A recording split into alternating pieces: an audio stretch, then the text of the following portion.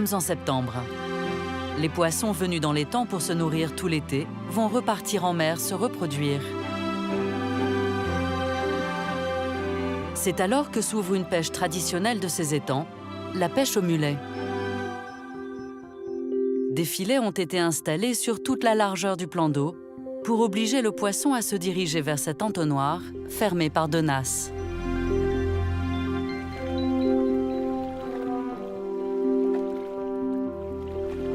J'aime venir comme ça, moi.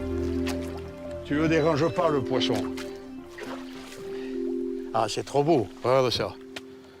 C'est magnifique. Comme tous les matins, Julien Cougourne vient relever ses filets.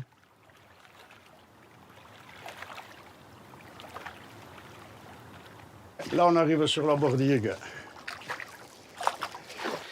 C'est là où le poisson est enfermé quand il est piégé. Il va se faire piéger parce que quand il veut sortir en mer pour frayer, il n'y a qu'un passage. On va aller le voir. Nous, on appelle ça la petite traverse ou l'entonnoir, comme on veut. Voilà, on va être en plein dessus.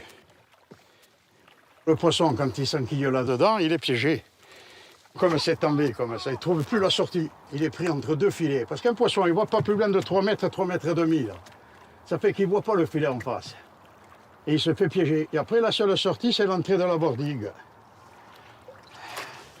Julien pêche le mulet ici depuis plus de 30 ans. Dans la bordigue, une vingtaine de poissons ont été piégés dans la nuit.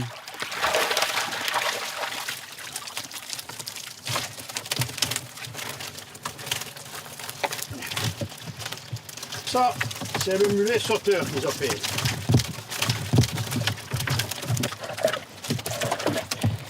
Tout ce qui est petit, je rejette, ça ne sert à rien. Il y a même des mâles, comme celui-là. Tu vois la laitance du mâle.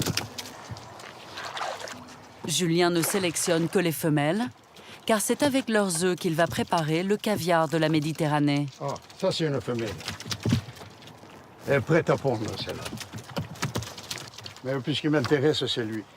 C'est parce que c'est maintenant qu'il a les œufs qu'on peut faire la boutarde. Avec sa précieuse pêche du jour, Julien reprend la direction de la terre ferme pour faire la boutargue, une préparation très particulière des œufs de mulet. Le poisson, il est beau, les boutargues sont belles. Ah, si ça dure comme ça jusqu'à 20-25 septembre, ça va.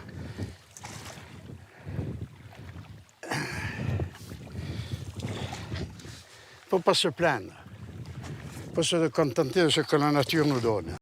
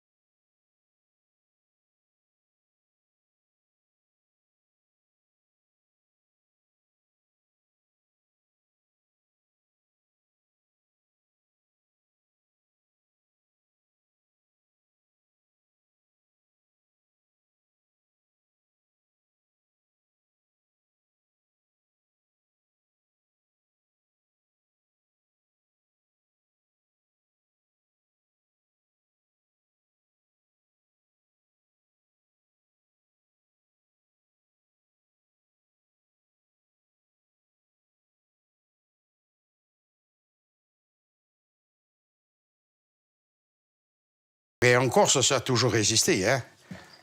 C'est même les Égyptiens, ils en faisaient. C'est rien de le dire. C'est là que j'ai croisé Cléopâtre. Ça est encore plus belle. Voilà ça.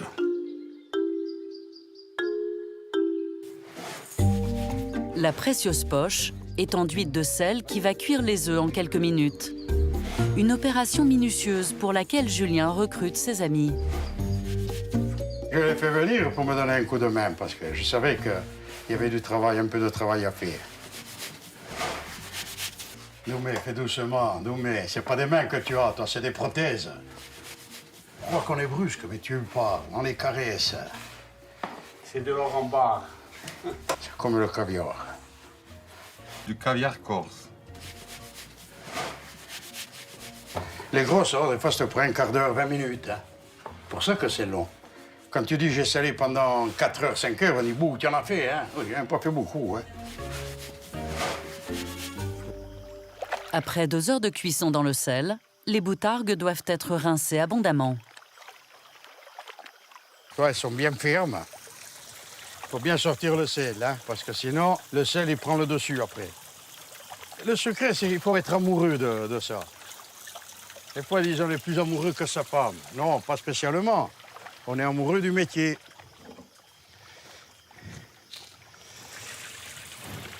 Dans la famille, il n'y a pas eu de pêcheurs. Mais c'était une passion. Et comme dirait un ami, de ma passion, j'en ai fait mon métier. Là, c'est prêt à sécher maintenant.